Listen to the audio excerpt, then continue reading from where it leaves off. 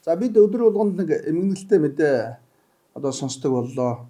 Мэдээ үзэж итэл Дорнот аймагт эргэн сурвалжлагдж байсан 7 настай хүү насварсан байдалтай олдсон байна. Түүний өхөлд цагдаагийн байгууллагаас түүний хойд аавыг сэжиглэн саатуулан шалгаж байгаа юм байна. Тэрний мэдүүлэг өгөхдөө хүүтэй цуг мотоциклээр явж байгаад онхолцсон. Тэгээ онхолтоод нас болчоор нь хэргийн газалт нь хаяж явсан гэж мэдүүлсэн тухай юм мэдээлэл гарсан байна. Тэгээд дэндүү харамсалтай. Энэний өмнө Дорнот аймагт мөн л нууц хамраг нь аавтай суухын тулд 7 настай хүүгийн өөрийнхөө хамаатны хүүхдэд 200 мянган төгрөг өгч амь насын одоо хоруулсан ийм одоо харамсалтай бас жигшүүлтэй хэрэг гарч ирсэн. Төрөөд 10 хонжоо хүүхдийг зүүгээр шивж алахыг завцсан юм хэрэг гарлаа. Тэгээд эмчнэр яаралтай тусанд үзүүлж 3 удаа хаалга хийж одоо тухайн хүүхдийн амь насыг аварсан. Цээжинд шивсэн 6 ширхэг зүг гаргаж авсан байгаа шүү дээ. За тэгээд 2 настай хүүхдийг 4 настай хүүхдийг одоо тий одоо хүчинсэн гих мэт аимшигтай гэдүүд гарч байна. Өчигдөр урагштай та бүхэн санаж байгаа бол зам тээврийн ослоор бас л нэг хүүхд хорвоог орхисон ийм харамсалтай үйл явдлууд боллоо. За эдгээр мэдээллүүдийг үзээд за хуульчийн хувьд шийдвэр гаргах төвчний хүмүүст одоо хэдэн зүйлийг хэлье гэж бодсон юм. Нэгдүгüүрт нь нэг маш харилцагий болж байна.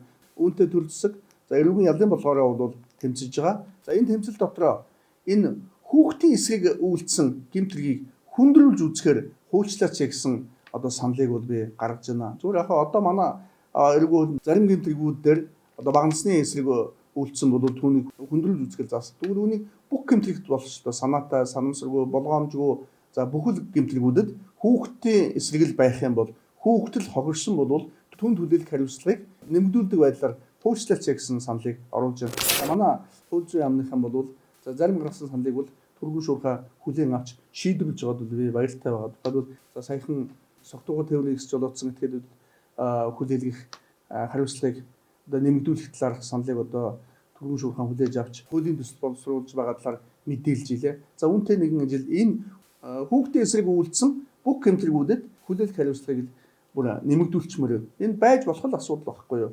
Зүгээр намайг ерөнхийлөгчийн тамгын газар ажиллаж байхад Дэлхийн байгаль хамгаалах сангаас байгаль усны журмын эсрэг гэмтрэгүүд одоо ял шийтгэл нэмэлт хөнгөн байна. Үүнийг нэмэгдүүлэх талаар одоо санал хэлжсэн. За тэгээ энэ саналыг бол би тухайн үед ерөнхийлөгч танилцуулаад 2008 оны эрүүгийн хуульд байгаль усны журмын эсрэг бүх гэмтрэгүүдэд хүндрүүлэх нөхцөл байдлыг нэмж оруулах саналыг ерөнхийлөгчийн зүгээс одоо гаргуулж за тэгээд хуульчилж ирснийг би санаж ил байна.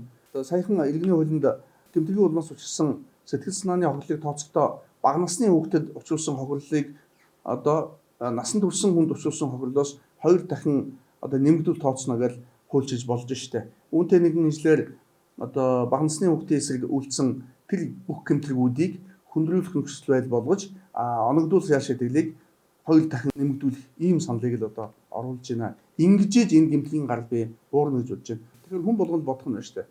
За хүн зодсон ч гэсэн хүүхэд зодох юм бол ял шийтгэл хүндэрнэ. За хүн мөрөглөө гэж бодоход хүүхэд мөрөгдөх юм бол хүндэрнэ ч гэдэг юм уу тийм ээ.